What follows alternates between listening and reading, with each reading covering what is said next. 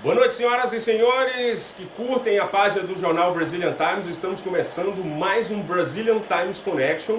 Ele é jornalista, foi correspondente internacional, trabalhou em várias empresas de comunicação internacional, fez consultoria no Partido Democrata nos Estados Unidos e foi consultor na campanha do ex-prefeito de Newark, Cory Booker, e atual senador por New Jersey.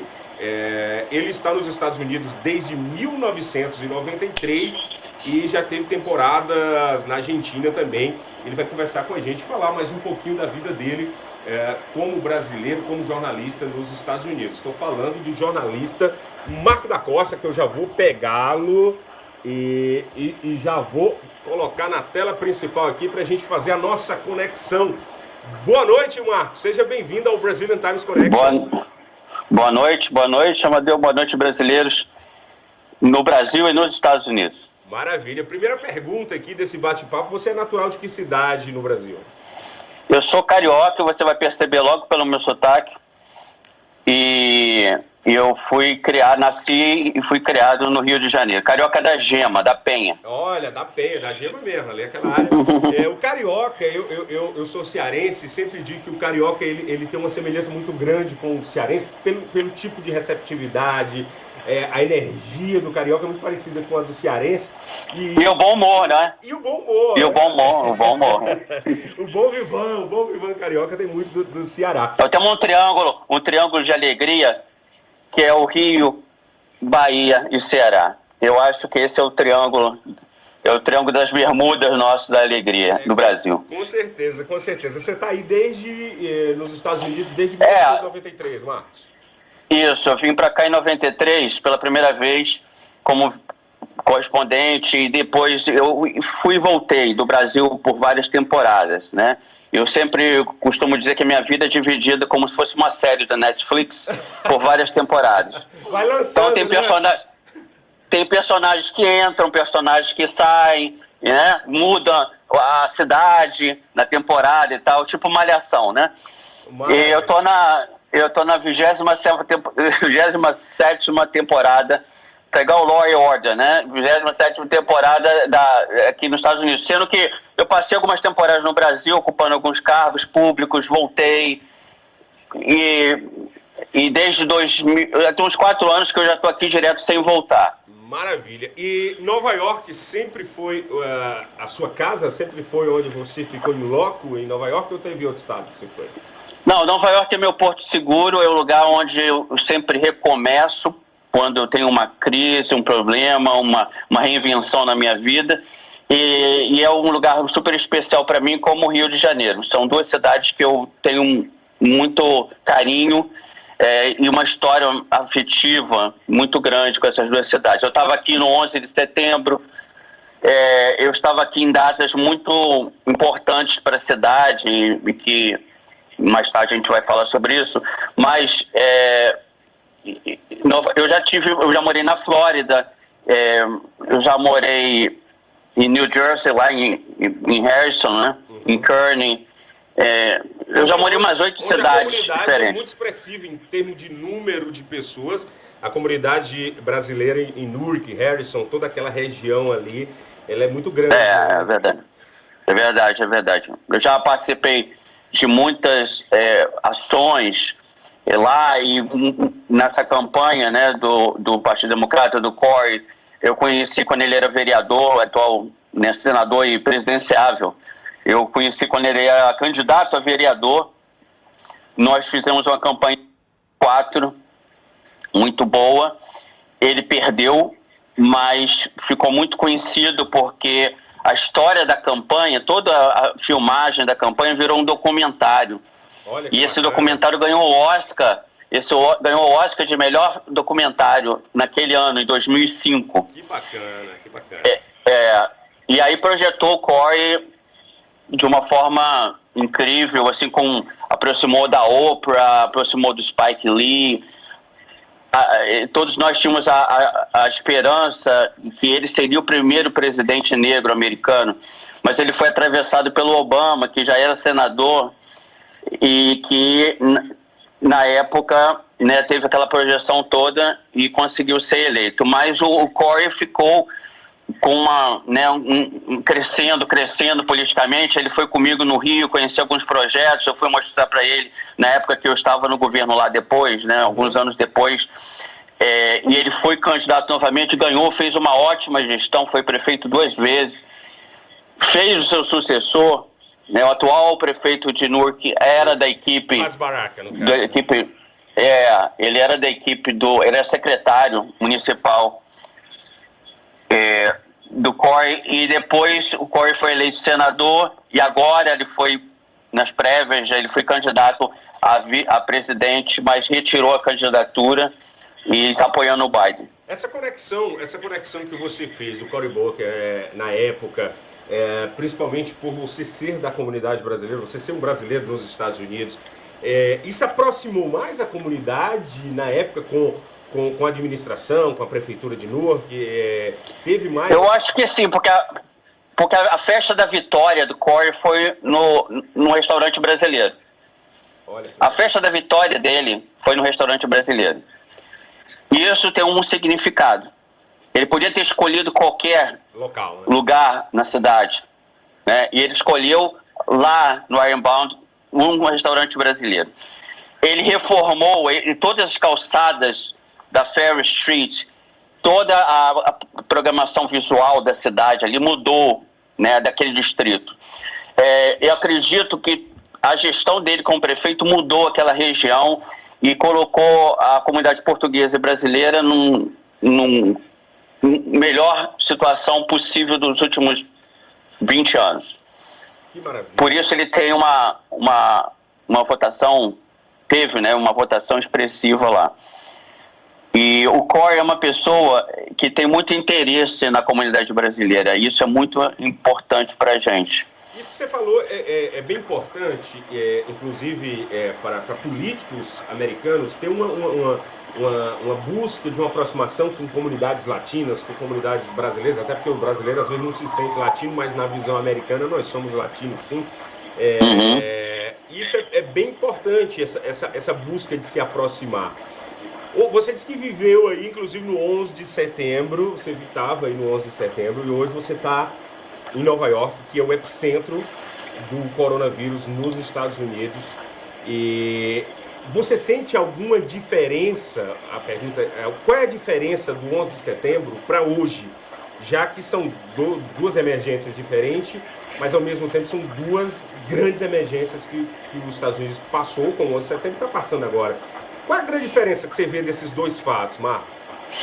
A diferença é que a facilidade de comunicação que nós temos hoje com redes sociais, que nós não tínhamos em 2001, facilita muito o período de luto e o período de recomposição da cidade.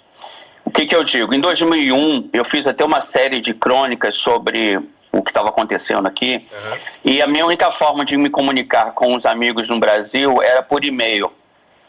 Não existiam redes sociais. O Orkut só seria criado em 2004. Nós estamos em 2001. Só tínhamos e-mail. As pessoas não tinham computadores pessoais. Nem os jornalistas tinham. Só os jornalistas muito... Tinha uma lan house tinha uma lan house que eu usava, que era no Times Square, que era a maior lan house do mundo. Eram 300 computadores. Era um salão imenso com 300 computadores. E você pagava ali na entrada, acho que era $3, e podia usar esse computador. Então, assim, isso já tinha acontecido comigo em 10 anos antes, em Buenos Aires, quando eu morava. Eu era correspondente do Jornal do Brasil e estava fazendo a cobertura do show da Madonna e tal. Era uma coisa muito mais lúdica, né? Mas naquela época também não tinha, muito antes, mais em 93, a gente tinha que fazer a matéria datilografada, procurar um lugar para mandar por fax, né? Então, assim, a cada 10 anos houve um pulo de tecnologia que facilitou a nós, jornalistas e pessoas que estão relatando qualquer situação. Foi uma coisa muito importante para a gente, essa possibilidade de avanço tecnológico. E rápida comunicação, né? Rápida, muito Isso, rápida, né? Eu ainda sou um pouco entusiasta do uso da internet na política, na comunicação das pessoas. Eu fiquei um pouco surpreso, porque nos últimos anos a rede tem sido usada também, como qualquer outra coisa, né? Uma bomba, aviação, tudo que foi criado no mundo, muitas vezes pensando para um avanço tecnológico para o bem, ela tem sido usada para o mal. O que eu digo isso é porque saíram do armário milhões de pessoas que não tinham voz, felizmente não tinham voz, e agora elas tinham voz. Ou seja, a ignorância saiu do armário junto com a rede. Ganhou adeptos e ganhou pessoas que pensam daquela mesma forma e acabaram criando também uma rede da ignorância, né? Eu tô sendo aqui, isso. Ganharam eleições, começaram a ganhar eleições. E não é o caso só do Brasil, mas assim, no mundo inteiro hoje nós temos um monte de loucos no governo e tem um monte de loucos paranoicos em todas as posições eleitas justamente por projeção. Ou eram youtubers, ou eram pessoas que usavam a internet de uma forma mais... E eu sempre, em campo progressista, eu sempre tive essa posição de levar e falar, olha, gente, presta atenção, rede importante, internet importante, mas os políticos ainda, mesmo os progressistas, ainda viam a internet como um cartão de visita virtual. E não é, e nunca foi. Quando eu vi os primeiros e-mails, eu ainda trabalhava o BBS, eram as primeiras coisas, assim, nos anos 90, no comecinho, que era restrito às universidades. Eu estava lá na Universidade do Rio de Janeiro, e na UERJ, e em 92, e a gente percebia que a internet iria ser usada, porque se os bancos, imagina, se você pode fazer transação financeira pelo seu celular, transferindo milhões, por que você não pode votar, ser votado ou participar politicamente na internet? Quer dizer, isso era uma coisa óbvia, como era óbvia a questão da epidemia, tanto é que o Bill Gates fez aquele vídeo em 2014, 2015, falando que a próxima bomba do mundo não seria uma bomba com formato nuclear, mas que seria com formato de vírus. Então, assim, quem está estudando para onde o mundo está indo tem uma ideia, tanto da tecnologia, né? Mas a diferença maior foi isso, a comunicação. Hoje eu recebo informe do prefeito, do governador diariamente através de coletiva. Naquela época a gente não sabia o que estava acontecendo, né? Aí nos dias seguintes chegavam até um pouco assim, você não sabia o que realmente estava acontecendo, porque eram só os noticiários de televisão, não tinha uma internet. Claro, não tinha uma informação mais de um governamental, de um prefeito, como você disse, do governador. Não tinha. Não tinha. Nos dias seguintes ao 11 de setembro teve daquele pozinho, né, um anthrax, um ataque biológico, de guerra biológica. Então a gente ficava com medo de pegar o metrô. Eu fiquei mais de um mês caminhando. Eu trabalhava na 46 e morava na Huston, que é a 0. Então eu caminhava da Huston até 46 quarteirões todo dia para trabalhar, porque eu não tinha medo de pegar o metrô e alguém jogasse aquele pozinho dentro do metrô, estava todo mundo morto. Marco, já que você, só interrompendo seu raciocínio, você falou que a comunicação não era tão fácil, a gente lembra disso, evidentemente. Qual foi o momento que você... os ataques ocorreram por volta de 8, 9 horas da manhã, os primeiros ataques. Qual foi o momento que você soube que você estava num local que estava sendo alvo de um ataque? Que momento caiu a ficha em você naquela época? Exatamente 8h20 e pouco, como eu morava muito perto, né, a Huston Street fica ali bem no comecinho, posso dizer talvez uns 15 quarteirões, mas pelo tamanho do prédio ele era muito visível, pelos prédios, né? Então, a minha janela, a janela de onde eu estava morando, ela dava de frente para o prédio, para uma das torres, assim, eu estava meio de lado. Eu abri a janela eu vi aquele movimento, mas você sabe, Nova York é uma cidade muito barulhenta. Então as sirenes, nada disso me acordou.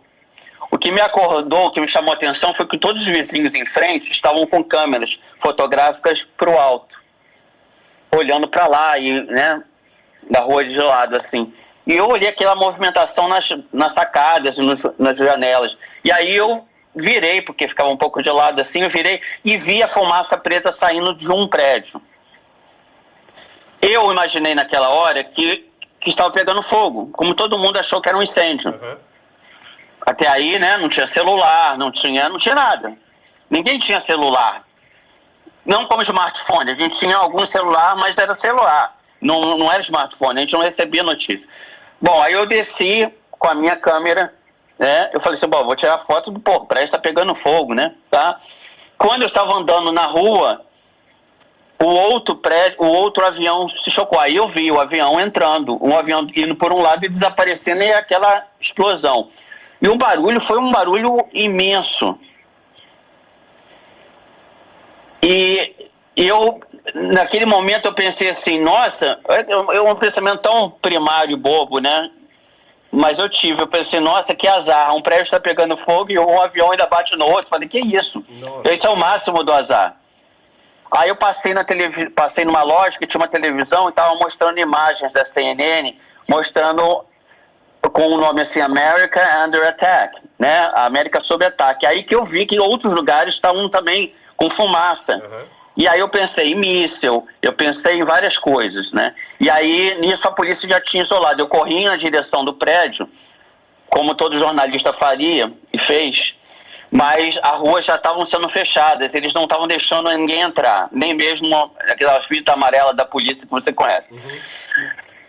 Eles não deixavam, embora a minha credencial de jornalista permitisse que eu passasse pela linha de polícia, mas como já tinham notícia de que era um atentado terrorista, por segurança, não deixaram, até porque tinha um risco do prédio cair, é verdade. Quando eu estava caminhando, já subindo para ir para encontrar com meus colegas de trabalho, que já estavam desesperados, me ligando, aí o prédio desabou, os dois desabaram. E eu fiquei novamente eu estou usando máscara. E eu lembrei porque nos dias seguintes do 11 de setembro a gente usava máscara. Mas não por causa... O cheiro de cimento eu não esqueço até hoje. Toda vez que eu passo num lugar que eu sinto o cheiro de cimento, me vem a memória daqueles dias. Porque foram 8 dias, 9 dias. Porque era final de verão. E a cidade não chovia por uns 2, 3 semanas sem chover. Então aquela nuvem marrom ficou voando em cima da cidade, você não conseguia ver os prédios, não, tal. Levou pelo menos 3 ou 4 dias para aquela poeira. E a nossa janela, ficou tudo preta. Ficou assim... Você não podia dormir com a janela aberta porque entrava aquela, né? Então, assim, foram dias muito, muito difíceis. A ilha fechou, Manhattan fechou, você não podia sair. E um fato interessante que eu gosto sempre de contar, eu tenho um grande amigo que era correspondente, na época era do Estadão, hoje ele está no Terra, e minha mãe era meu único contato, né, naquela época era com ele. Ela tentou falar comigo, não conseguia, a comunicação não era fácil. Ela ligou para ele, estava dormindo, no Brasil era 1 hora a menos, eu acho que era 8 horas da manhã, e ela ligou para ele e falou assim, Silvio, estão destruindo com Nova York, eu estou vendo aqui na televisão. Nossa. E ele foi dormindo ainda, falou assim, não, dona Alete, isso é o Godzilla, é o filme do Godzilla. Olha aí. Ele falou assim, eu estava com muito sono. Não, é filme, dona, ninguém está destruindo com Nova York, sabe? Mas eu estou vendo aqui minha mãe, eu estou vendo aqui na televisão, o prédio está caindo, está destruindo, o Marco mora perto desse prédio.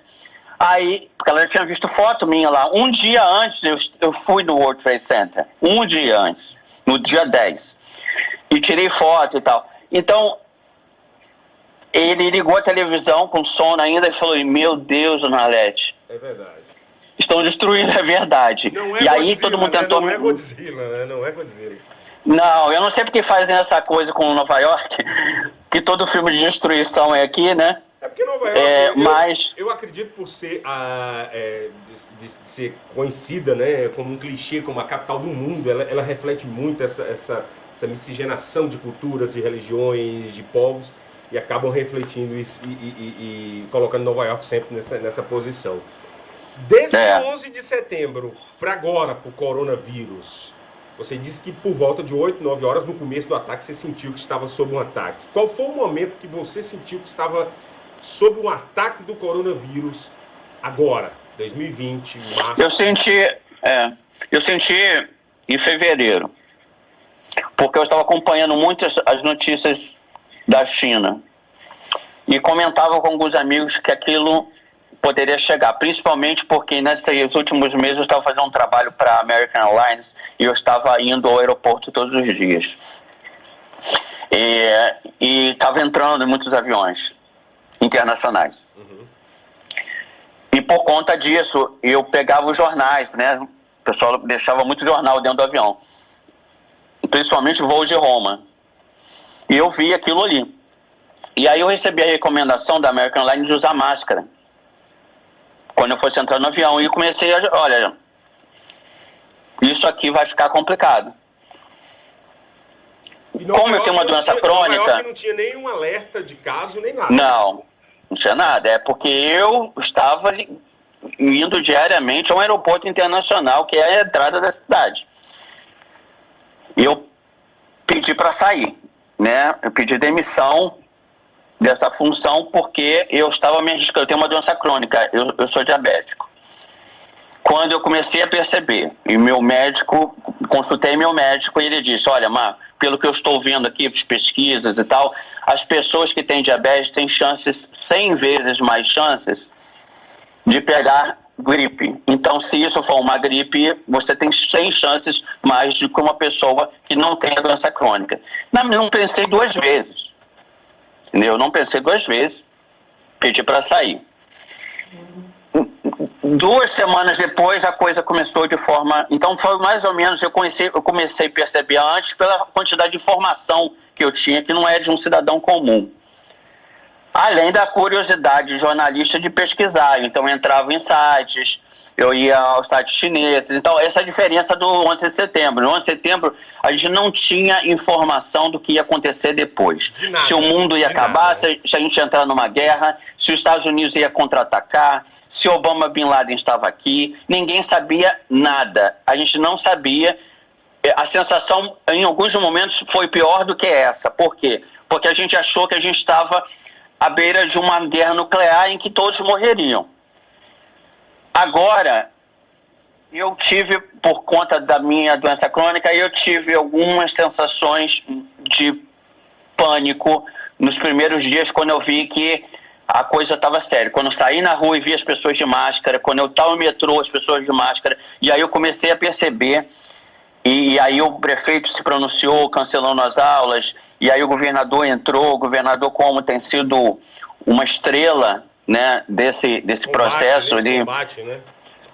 Eu não, sinceramente, eu tinha divergências, inclusive, com ele, e eu estou vendo novamente Nova York repetir uma coisa depois do 11 de setembro. Não foi no 11 de setembro, mas depois, nos meses seguintes. Nova York se transformou num jardim de solidariedade. As pessoas colocavam flores com a foto das pessoas, com as vítimas. Elas faziam homenagens no metrô. A cidade ficou tão emotiva, em que as pessoas choravam nas ruas, e foram 2.000 pessoas que morreram, em média. Você imagina agora com 10.000. Hoje... É quase um 11 de setembro multiplicado por 5. Hoje está tudo fechado em Nova York, os principais pontos turísticos, a Broadway está fechada. Na época do 11 de setembro, chegou a fechar durante um período? Chegou, eu tenho foto, mas chegou... No dia 11 de setembro, eu fui ao Central Park, eu fui subindo, e as pessoas estavam normal, as pessoas não tinham essa comunicação, as pessoas não sabiam o que estava acontecendo. As pessoas estavam brincando no Central Park no pleno 11 de setembro, enquanto que downtown as coisas estavam acontecendo. Hoje é impossível que uma parte da cidade, ou mesmo do mundo, fique não sabendo o que está acontecendo numa cidade como Nova York. Então, a comunicação foi uma coisa muito rápida sempre aqui, e agora mais ainda. A cidade está completamente parada. A Broadway fechou, já tem uns 20 dias que está fechada. Eu estou há 30 dias trancado, só vou à rua de 4 em 4 dias para fazer compras, porque por uma questão de consciência eu não quero acumular. E vou dar uma caminhada de vez em quando, porque por questões de orientação médica. Você nos passar essa informação que você tem uma doença crônica que é diabetes e ao mesmo tempo você é jornalista.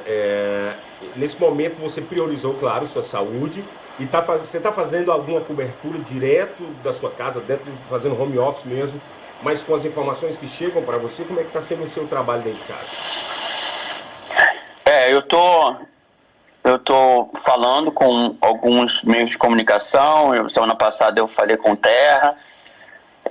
Estou conversando com algumas pessoas de outros veículos de comunicação, relatando, né? Eu conversei com o meu médico ontem sobre a possibilidade de eu poder ajudar de forma externa e ele me vetou. Ele falou que não, que eu procure um trabalho voluntário online, é o que eu estou fazendo, mandando as informações que eu recebo de médicas e de emprego, de auxílio, toda essa questão de orientação de assistência social, eu estou passando para várias pessoas e estou me cadastrando em organizações que precisam de ajuda. Eu estou aguardando, né, o cheque do governo e tudo, né, para a vida fluir. Mas os serviços reduziram de uma forma muito grande. Marcos, mas eu não estou pensando nisso agora. Eu não estou pensando. Marco, você tem uma ligação muito grande com a comunidade, já percebi, inclusive nos seus relatos, trabalhando com o ex-prefeito Nuke, Cory Booker. Como é que você vê a sociedade brasileira e a comunidade brasileira, principalmente em Nova York, onde no Queens Astoria ali nós temos uma demanda muito grande de brasileiros. Como é que está o comportamento dos brasileiros aí? Você tem esse contato, você tem esses relatos chegando até você? Tenho. Eu tenho conversado com muita gente, ajudado, dado muita orientação, porque eu não sei a porcentagem exata, eu não gosto de chutar dados, mas uma porcentagem muito grande está indocumentada. E o fato de você não ter documento impossibilita de pedir recursos públicos, ajuda pública. Então, a nossa maior preocupação nesse momento é ajudar essas famílias que não vão receber esse cheque e não vão poder receber. A assistência médica de emergência todo mundo vai receber. Não existe possibilidade de você, numa emergência, não receber. Mas a diferença, por exemplo, eu que tenho seguro de saúde, eu faço uma conversa com o meu médico pelo Skype. Eu tenho um aplicativo em que eu me comunico com o meu médico. E isso, essas pessoas que não têm seguro não conseguem. Então, se você não tem seguro, você é atendido numa emergência. Até pode ser coberto esse custo.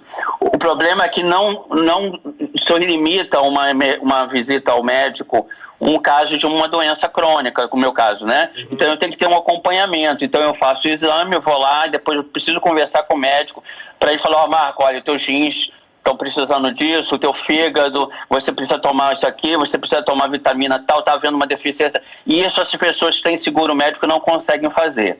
Nova York é um estado que tem muitos ainda benefícios para pessoas que estão indocumentadas. Aqui é um dos poucos estados que você pode tirar uma ID, que você vai poder tirar uma driver's license agora, que você pode receber em algumas situações alguns benefícios públicos. As crianças estão cobertas por seguro de saúde aqui. Os idosos estão cobertos, mesmo indocumentados. Então existe uma série de benefícios. O problema é que a maioria da comunidade brasileira não está no estado de Nova York.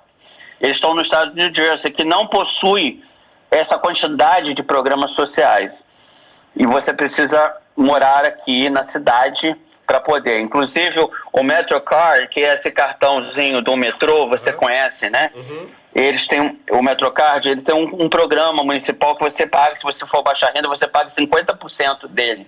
Então você paga R$1,35 a passagem no metrô. E isso ajuda muito, mas você também precisa de um Social Security, que na verdade é o CPF, né? E a comunidade brasileira não possui. A vereadora Margarete de Framingham, que é uma das poucas, acredito que é a única vereadora brasileira eleita. Inclusive, você deve conhecer. Só pegando sua deixa, que está fazendo um trabalho incrível. Eu conheço ela pessoalmente, ela tem um trabalho muito bacana na região de Framingham, de Massachusetts. E Isso. eu às vezes sinto falta Eu já morei aí há 5 anos, né? Na verdade, eu estou agora com você na fase de temporadas, né? Na fase de temporadas aqui no Brasil.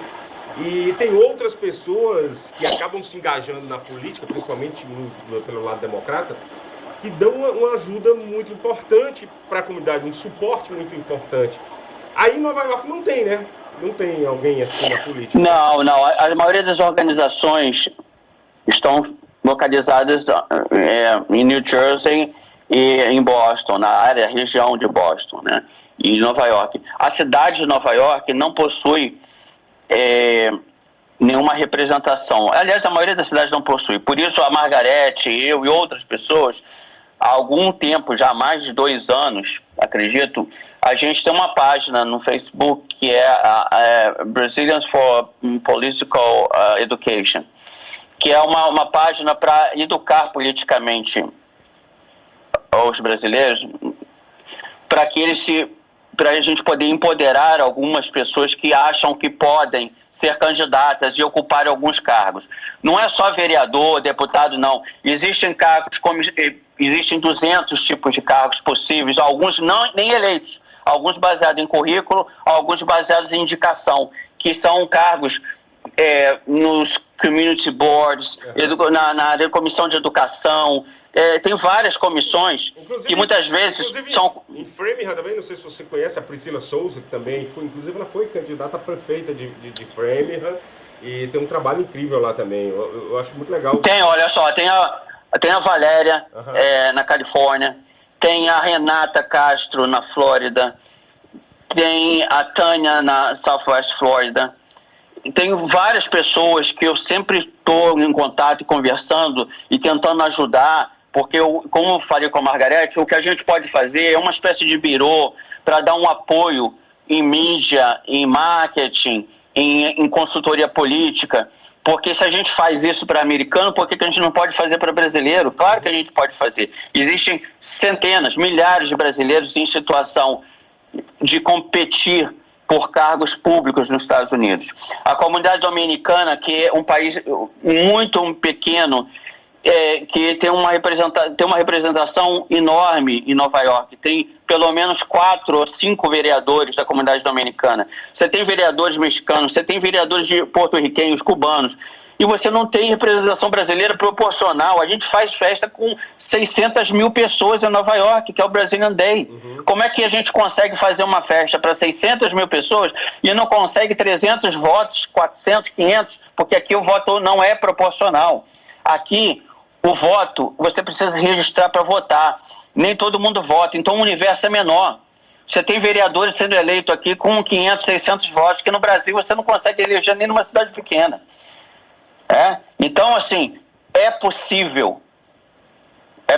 Basta se educar politicamente, conhecer como sistema, porque é um sistema completamente diferente. O sistema de financiamento de campanha é totalmente diferente. O sistema de eleição é totalmente diferente. Então, se a gente tiver workshops, formação para isso, nós vamos conseguir, em poucos anos, ter algumas representações. Quando a gente tem representação, a gente consegue isso. Incluir educação bilíngue nas escolas, em português, porque os filhos brasileiros têm educação em língua portuguesa. A gente consegue aumentar a renda, aumenta a verba das escolas locais, onde moram os brasileiros, para que a educação seja melhor. A gente consegue incluir os brasileiros em programas de saúde, né? Então, a gente precisa dessas posições. É claro que todas essas medidas aí são medidas muito importantes, mas eu acho que, creio eu, desculpa se eu esteja errado, mas é uma coisa mais a médio e longo prazo. Nesse momento de pandemia, a gente sabe que os empregos ficaram escassos, a gente sabe que até os americanos estão correndo atrás dessa ajuda. Muitos brasileiros saíram do Brasil em busca do sonho americano. Como é que, na sua opinião, Marco, você que já passou aí por vários momentos, inclusive momentos difíceis aí nos Estados Unidos, como 11 de setembro, você testemunhou isso em loco, como é que você acha que os imigrantes que buscam o sonho americano nesse momento vão se comportar diante disso? Vai haver muita gente voltando para o Brasil, eles vão resistir? Como que, na sua opinião, vai ficar a situação do brasileiro nesse momento de pandemia, nesse momento que está fora de controle o coronavírus nos Estados Unidos e até no mundo, podemos dizer? Olha, eu não tenho essa resposta completa, mas eu tenho uma resposta parcial. A resposta parcial é que vai depender tudo que vai acontecer amanhã, vai depender das nossas ações hoje. Isso o governador deixou bem claro. Todos esses números positivos que a gente está vendo agora, com a redução dos números de infectados e de hospitalização, ela é resultado do fato da gente estar se comportando em casa, usando máscara e tudo. A comunidade brasileira, infelizmente, nunca participou, ou participou muito pouco, das suas organizações sociais, das suas ONGs. Nesse momento, os grupos, todos de imigrantes que possuem organizações, estão recorrendo a essas organizações para receber doações, para receber comida e tal. A Caritas Católica tem um projeto muito importante. As prefeituras aqui, algumas, por exemplo, Nova York, toda escola municipal está fornecendo café da manhã, almoço e janta, independente da sua situação, seu documento. Uhum. É só entrar na fila e pegar. Tá? Infelizmente, às vezes o brasileiro tem muito orgulho em determinadas coisas. Mas a gente tem que se despir desse orgulho, porque o brasileiro, o perfil do imigrante, você conhece, é de classe média, baixa, mas é de classe média. Pela distância, pelas características de imigração, pobres brasileiros, muito pobres, não imigram para os Estados Unidos. Quem imigra para os Estados Unidos são pessoas de classe média baixa. Essas pessoas não têm cultura de pedir ajuda. Não tem orgulho, tem muito orgulho de pedir ajuda. Eu sei. Orgulho. Uhum. Orgulho.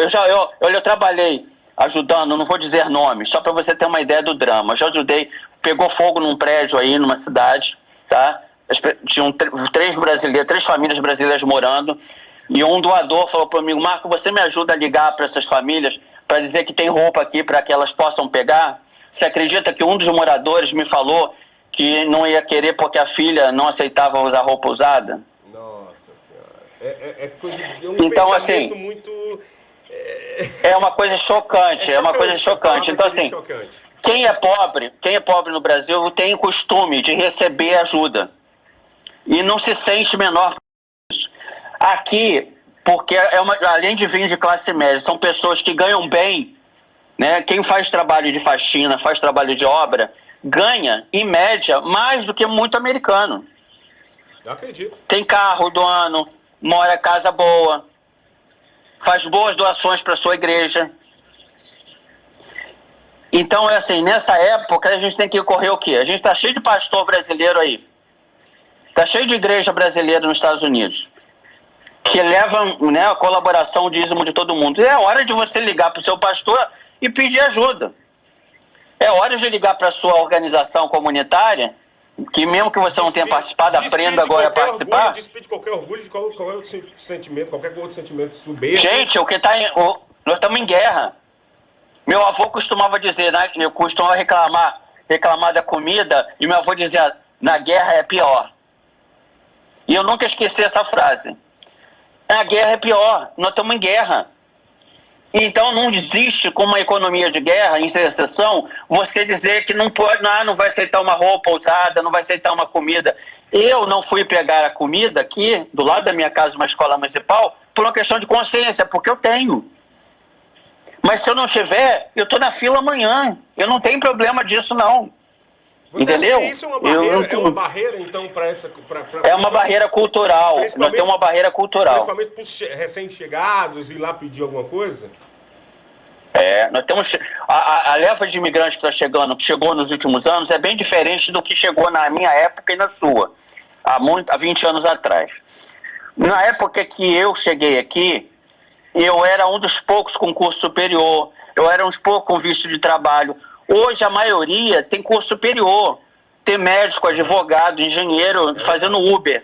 É verdade. Então, é muito difícil um cara, porque a classe média do Brasil, você conhece, né, você tem uma vivência aqui nos Estados Unidos. O filho da classe média americana vai trabalhar no McDonald's para ganhar dinheiro. Ele lava carro para ganhar dinheiro. A filha do próprio Obama trabalhou, né? Mostra isso. Aqui né? Eu tenho amigas que ela é diretora de John Hopkins, que é um dos maiores hospitais dos Estados Unidos. ela é diretora. A filha faz faxina quando precisa de babysitter. Por quê? Porque eu fiquei chocado também quando eu cheguei aqui e vi isso. Porque a classe média do Brasil, o filho não lava um prato. E eles acham que é humilhação o filho trabalhar no McDonald's. Aqui é orgulho. Então, assim, eu não sei, eu acho que os brasileiros precisam aprender as boas coisas com os americanos, não somente as coisas ruins. Coisas ruins, a ganância, egoísmo, essa coisa a gente aprende muito mais fácil, né, às vezes. Mas a questão da solidariedade que essa cidade tem, a empatia, né? Aqui você não vê uma manifestação de empresário para abrir nada. É um respeito, os empresários são primeiro que querem que você... Né? Claro. O cara falou assim um dia para mim, não, você é consumidor, você tem que estar vivo. Como é que eu vou abrir um negócio para um monte de gente se contaminar e morrer? Que noção é essa? Entendeu? Você não vê nenhum país do mundo fazer passeata para abrir o comércio. Nessas horas, o que você fala de solidariedade é importante. Já que quem não tem, está em uma posição vulnerável, quem está melhor um pouquinho é para ajudar, para justamente passar por isso todo mundo junto. E não... Olha, eu te digo que tem gente agora que vai pegar $100 no seu cheque, dos 1.200, vai dar 100 choques, vai dar para uma família que não tem. Eu estou vendo esse movimento aí na internet já. Que legal. Entendeu? Então, assim, não, brasileiro, mas brasileiro legal. Americanizado nesse sentido. Entendeu? Então, assim, coisas boas a gente aprende com eles. Eu aprendi muita coisa boa aqui. Muita coisa boa aqui. E eu não tenho orgulho... como o Obama disse, né? Ignorância não é virtude. A gente não pode ter orgulho da nossa ignorância. Se a gente não sabe uma coisa, a gente tem que perguntar para quem sabe. Eu não vou contratar uma pessoa, um expert, para eu ensinar ele a fazer uma coisa. É verdade. É o expert que tem que me ensinar, eu estou pagando ele para isso.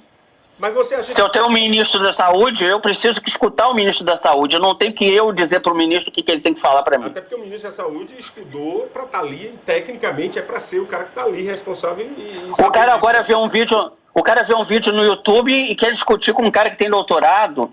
Eu não tenho, entendeu? Nós estamos numa época complicada. Por conta dessa ignorância, a gente já está chegando meio que na reta final do nosso bate-papo aqui no Brazilian Times Connect. Por conta dessa ignorância, de não querer buscar ajuda, você acha que... A gente sabe que teve um boom de imigração muito grande, até antes dessa pandemia aí, o último ano foi mais difícil, o número de vistos negados foram muito maiores, mas teve um boom muito grande de imigração.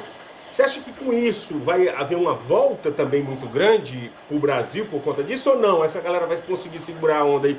É agora questão de opinião, né? Nem números. Eu sei que a gente que é jornalista trabalha com números. Mas pela movimentação... É imprevisível. É imprevisível. Eu acho que é imprevisível, porque não tem como você prever a reação de pessoas que você não conhece. As pessoas que eu conheço não vão voltar. Elas vão se virar aqui. Porque existe um outro orgulho do imigrante, que é não voltar para o Brasil pior do que ele veio. É outro orgulho. Eu já ouvi gente aqui. É outro orgulho. Ele não quer dizer para os vizinhos e para a família que ele se deu mal no exterior. E muitas vezes ele posta foto de carro e de casa, mais para mostrar para a família, para os vizinhos, que ele fez uma boa opção. Mesmo que isso custe a ele a dignidade de estar até passando fome, você acha? Eu conversei ontem com um brasileiro que é cidadão americano, que está com a mulher grávida e está passando por dificuldade, e perguntei, você não pediu ainda o benefício público? Ele falou assim, não, eu acho vergonhoso. Você acredita isso? Nossa Senhora. Eu falei, cara, você paga imposto, eu pago imposto nesse país há 20 anos. Se eu precisar... Eu pagava, meus últimos paychecks, eu estava pagando quase $200 por semana de imposto. Você acha que agora eu não vou pedir quando eu preciso? Para que serve o imposto? É para pagar tanque de guerra, para invadir outro país? Não! Esse dinheiro é para usar nessas situações de emergência também. A gente vai sair dessa crise com uma concepção diferente de Estado, graças a Deus, que há 30 anos a gente vem dizendo que o Estado é importante, que o serviço público é importante, e as pessoas não ligam porque acham que é para pobre, que isso é só para pobre, miserável. Agora, pessoas ricas vão precisar de ajuda, senão não mantém a porta aberta. Então o Estado é fundamental, a gente tem que pensar isso, que o Estado é fundamental, o governo é importante a gente se preocupar com isso e que a gente não pode fugir. Eu acredito que os brasileiros, a maioria dos brasileiros vai ficar, eu acredito que as pessoas vão se ajudar, eu acredito que as pessoas vão, nesse momento, ser contaminadas por essa solidariedade que os americanos possuem. E esse egoísmo, essa coisa ruim que saiu do armário lá no Brasil, que a gente está vendo na televisão, até passeata com caixão, fazendo brincadeira, esse tipo de coisa, eu acredito que isso não tem espaço aqui. Mesmo as pessoas que recebem pelo WhatsApp, que estão na lista da tia do WhatsApp recebendo essas besteiras, elas têm vergonha aqui nos Estados Unidos, elas ficam postando em português. Eu tenho uma conhecida que ela tem um namorado americano, e ela publica isso, e eu comentei, mandei para ele, falei assim, aqui ó, que a sua namorada anda... E ele deu um esporro nela e falou, olha só, não vem com essa história não. Aqui não tem esse tipo de coisa não. Aqui você tem que se comportar. Se você falar que o Covid não existe, eu te mostro um Boeing de gente morta aqui por dia. Não é uma coisa de televisão, não foi a Globo que cancelou a Olimpíada, não. A gente tem uma Olimpíada cancelada. Mortos na Itália, mortos na Espanha. Poxa, então a Globo é muito poderosa para fazer tudo isso, né? E eu costumo sempre falar assim, não, porque isso ficou uma coisa de comunista. Eu falei assim, gente, vocês estão com medo de quê? Você é pobre, você não tem nada, você está com medo de que comunismo? De quê? Da onde que saiu essa... Eu vi um vídeo onde a mulher gritando, porque isso é coisa de comunista, o Brasil inventou um vírus, ideologia para o vírus. Inventou um inimigo, entendeu? Assim, um inimigo invisível que não existe. Que não existe. O inimigo é você quando sai na rua sem máscara, que contamina os outros, entendeu? Porque eu acho que tinha que ser não só preso, mas uma pessoa que faz campanha na rua contra as prevenções, ela tinha que ser presa e tinha que pagar uma multa para cobrir os custos hospitalares de quem está no hospital. E que tinha que assinar um papel dizendo assim, não quero UTI, não quero respirador, deixa para quem acredita na doença, né, que acredita no médico, na ciência, entendeu? Morra em casa sem respirador, porque é isso que os caras estão querendo, entendeu? Eu não entendo ignorância como virtude. Então, assim, vamos seguir o que até o Donald Trump, que é uma pessoa que a gente sabe que negou até o final, até ele está mandando as pessoas ficarem em casa, porque quem sou eu para falar para a pessoa, porque eu tenho um barzinho, que eu estou querendo ganhar dinheiro. É aquela coisa que eu falo, a pessoa não quer levar prejuízo em nada, o brasileiro não quer prejuízo em nada, o mundo inteiro está levando prejuízo e o cara não quer levar prejuízo em nada, ele prefere abrir a porta lá para contaminar um monte de pessoas, isso é um crime. É verdade. Entendeu? Marcos, você falou, tu tocou, a gente está no finalzinho aqui, mas é importante a gente fazer esse registro, até porque você é conhecedor do tema. O Donald Trump, a gente sabe que ele está combatendo, ele está ouvindo, mas ele tem uma luta, eu acho que muito interna, eu não sei também, de assessores, de pessoas que ajudam na campanha dele, que é em relação a reabrir o país novamente, o mais rápido possível. Ele agora está tendo um entrave, inclusive, com governadores, não diferentemente como no Brasil. E essa situação hoje do coronavírus mudou totalmente o retrato e a possível fácil reeleição do Donald Trump. É uma incógnita, é imprevisível, como você já usou aí com a volta dos imigrantes. Novembro é imprevisível, Joe Biden versus Donald Trump, está imprevisível isso? Ou Donald Trump ainda está com grandes chances de levar essa reeleição? Agora, tirando um pouco do foco da doença, indo para o lado mais político. É muito doloroso dizer isso, mas ele ainda é o favorito. Primeiro, por estar no governo, é muito raro um presidente americano não se reeleger. Muito raro, independente de quem seja. Aconteceu poucas vezes na história. Segundo, ele estava com uma vantagem muito grande porque a economia estava relativamente bem. E esse ponto ele perdeu, né? Agora, logicamente, vão atribuir isso à epidemia, então fica meio 0-0.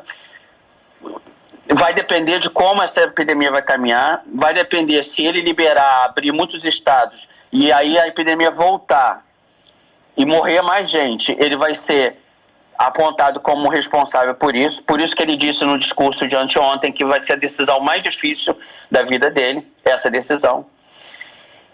Mas graças a Deus a gente vive numa federação de verdade e os estados e municípios têm controle quase que total sobre esse tipo de coisa de saúde pública.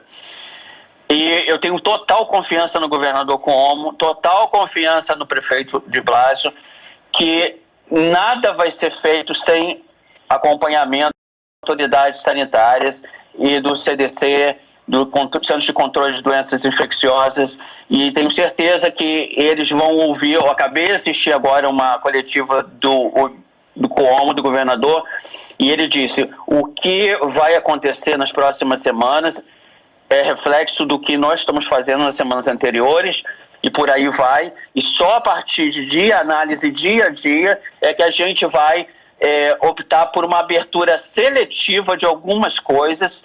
As aulas já foram canceladas até setembro, ou seja, não vai ter aula presencial até setembro. As universidades estão estudando a mesma medida, então dificilmente até setembro a gente vai ter uma abertura total. E o que ele falou, o que é verdade, que a gente não vai ter mais a volta à normalidade. A gente vai ter uma nova normalidade, que a gente vai ter que se acostumar com essa nova normalidade. Uso de máscara em público até 2022, possivelmente. Shows, todos os shows de multidão, de tal, só a partir de 21 ou 22. Então, assim, dificilmente uma pessoa vai agora para o cinema tranquilo, mesmo que abra.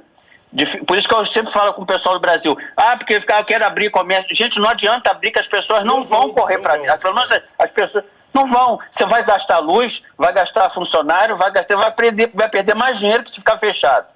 Porque se você ficar fechado, você tem uma possibilidade de receber uma ajuda governamental. Se você abrir... A normalidade não vai ser uma normalidade, como você disse, vai ser uma nova normalidade que ninguém sabe nem como é que vai ser essa normalidade. Ninguém sabe. Como é que foi o mundo depois que acabou a guerra foi assinada lá em 45, né? Acabou. O mundo voltou à normalidade em 46?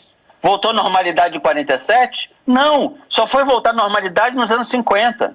Por quê? As cidades estavam destruídas, a economia estava destruída, o fornecimento, tudo. Então a gente vai enfrentar uma onda de falências, a gente vai enfrentar... Não é todo mundo vai dizer: acabou a epidemia, vamos voltar. A não ser que, como ele mesmo disse, quando inventarem uma vacina, se inventarem uma vacina, puderem garantir que ninguém mais vai ter essa doença, aí sim, aí a normalidade volta à nossa normalidade parecida.